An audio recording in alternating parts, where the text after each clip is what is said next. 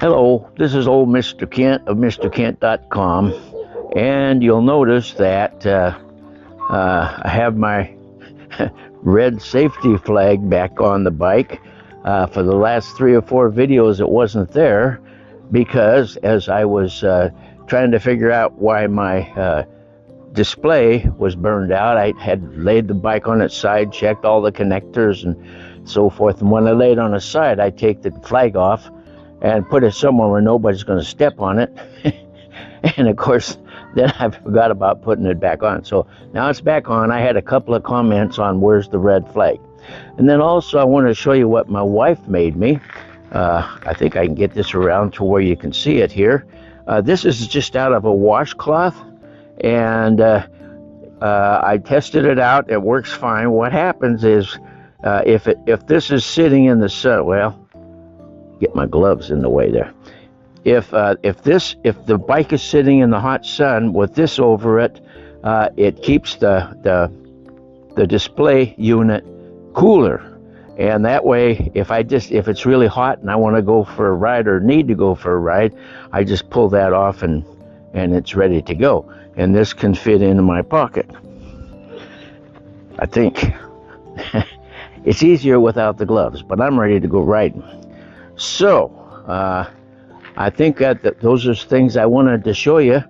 So let's get on and go for a ride, and I'll tell you about my first motorcycle. How's that sound? Let's see. Let's put this on pedal assist, and here we go. All right. This is a morning bike ride. And it's early in the morning, which makes it nice so that the temperature's not so hot here in Arizona. All right, so my first motorcycle. We'll get to that in a minute, but first I gotta explain. If you haven't been following my videos, I've been going through stories of things that happened to me in my life. I'm 82 years old, and I learned a lot over the last 82 years. Still learning a lot. Anyway, so in the last video I covered a lot of the stuff that happened in my first year of college, and my folks knew nothing about college and I didn't, and so several things happened. And I ended the year with a music minor and an industrial arts major. And so that's how I ended the year, and then my folks had been paying the price for my education, for room and board and tuition and books and then things I needed along the way, and they were kind of complaining about me spending so much money, which some of the expenses weren't necessary. Like, for instance, I bought a hat to wear so I look like a college student. Actually, it was just I didn't have a hat, and it rained a lot up there in Bellingham, Washington. So, excuse me. So, my mom, who was kind of always running the show, found me a job for the summer in California, working for my Aunt Gertrude's son's business. And my dad worked for United Airlines, so I could always fly standby, and it was pretty cheap. So I flew down there, and her house was in Mountain View, California, and her son Chester was the oldest son. He was quite a bit older than me, obviously, and very, very smart. Anyway, so he was working for an outfit named Go Power, and I think they're still in business. But at that time, that was when the craze for go-karts, and they had go-kart tracks, and you could have go-kart races and all that kind of stuff. And so Hi, Andy. I'm making a video. And so, anyway, this company made hop-up parts and wheels and so forth for go-karts, and they were doing quite well because the fad was really on. And so I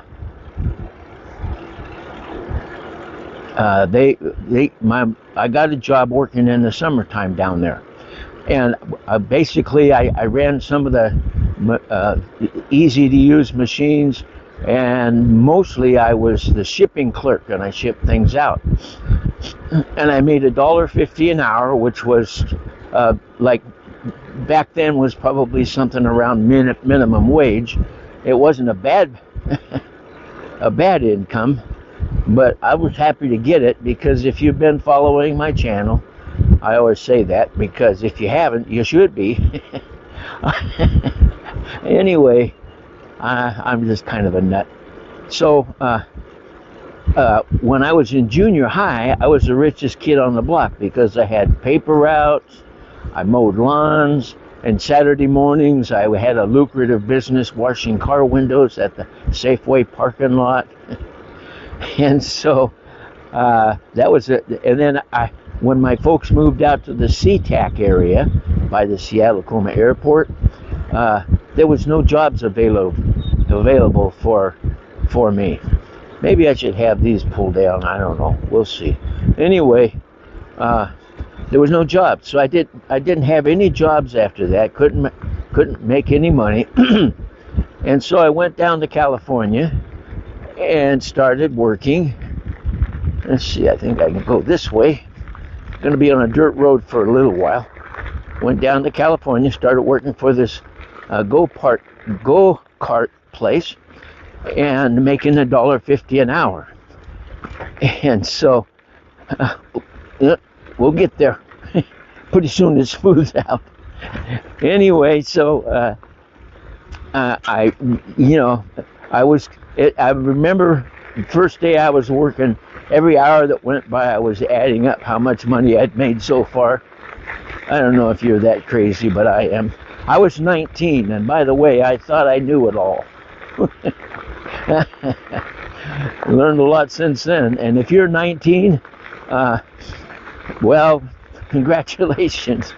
You got a lot to learn. And so, let me see, maybe this is a better road over here. I don't know. Anyway, so, no, it's not. So, I started, making this money and working. I worked for, a couple of weeks, I had a whole lot of money now, in my mind. And so, by the way, I was supposed to be earning money to help pay for my education, because my folks were getting kind of tired of all the expenses, and I was supposed to earn money, save it, and then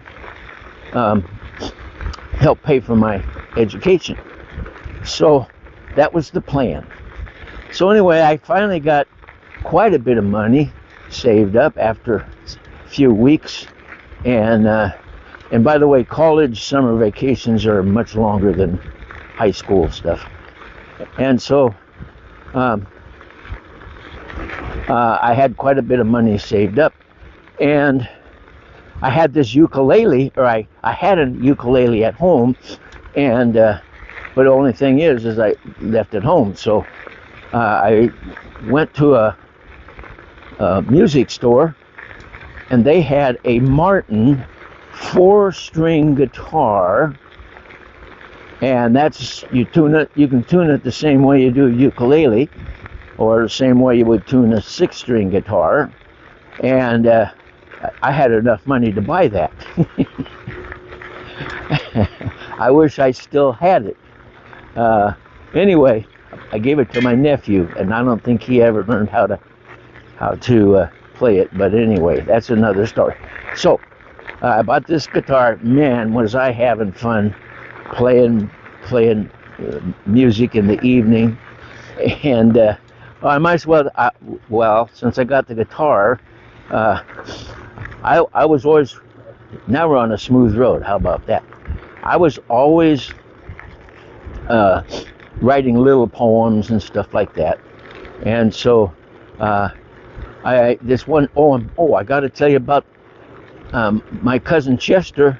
He said, this is your vehicle to drive during the summer. It was a 1935 Chevrolet panel truck.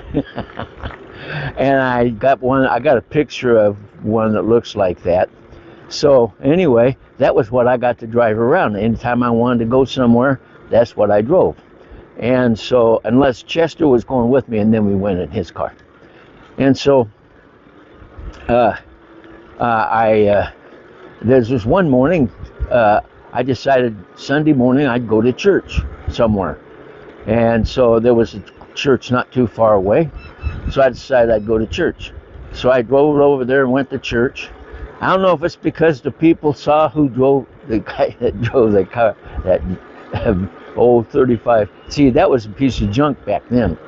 Anyway, so I went in the door. Well, as it turned out, and this is a true story, when I got inside, I needed to use the restroom. So I started looking for the restrooms, and like I remember there was this one guy standing there, and I started to ask him where the men's restroom was, and he took off. He didn't even let me finish my sentence.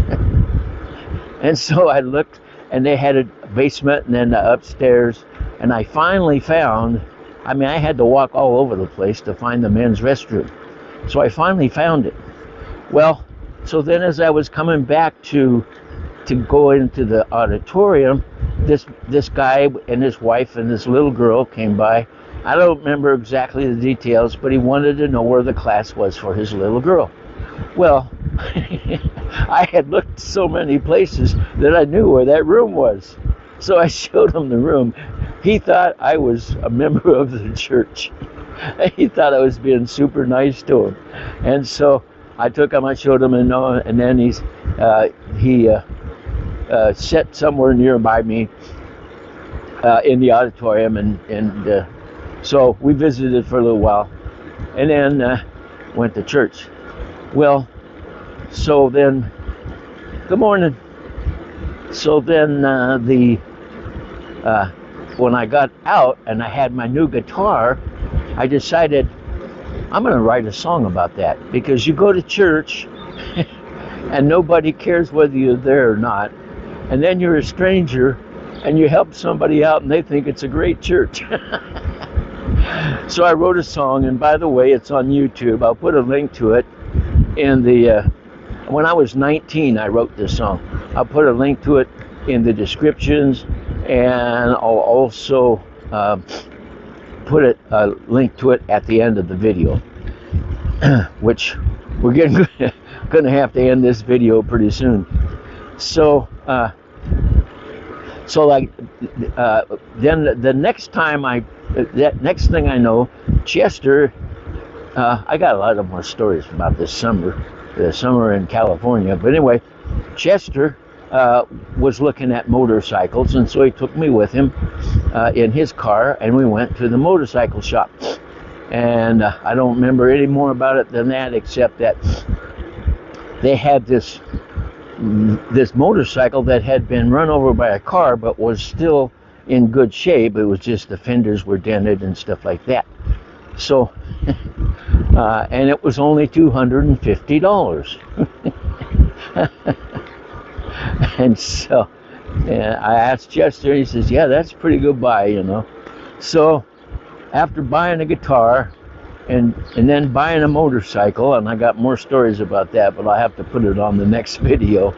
I bought the motorcycle, and then I've got to tell you about my family. When I was somewhere between 5 and 10 years old, I remember the day or the night, a good friend of ours, which was some kind of a relative, came to the door at night and was just in tears because his brother had been killed in a motorcycle wreck. And I remember that night because everybody in the house was crying, and so and so when my folks found out that I got a motorcycle, and by the way, there was no internet or anything back then, you had to write letters, they said, get rid of the motorcycle. They said, get rid of the motorcycle or we're not going to pay your way to college. Well, guess what? I didn't get rid of the motorcycle, and they were so mad at me, they said, no son of ours is going to ride a motorcycle. And so basically what they said was, they're not paying, you're on your own. I felt like they disowned me. If no son of theirs is going to ride a motorcycle, I just kind of felt like they disowned me. So I said, okay, well, I'm on my own. And so it was the best thing, really, that ever happened to Kent Gunnison, was when his folks basically said, you're on your own. Because that made a man out of me, if you want to call it that. Anyway, so, but I got my first motorcycle. It was a Gorelli Mosquito, which is a limited racing motorcycle, and it was 60cc, and it was bored out to 70, by the way. And I rode that while I was in college. But I gotta end this video, it's getting way too long. So I'll tell you more about that. But anyway, that was my first motorcycle. My folks disowned me. I was on my own. Wait till the next video and we'll continue. In the meantime, I want to thank you for watching my videos, and God bless.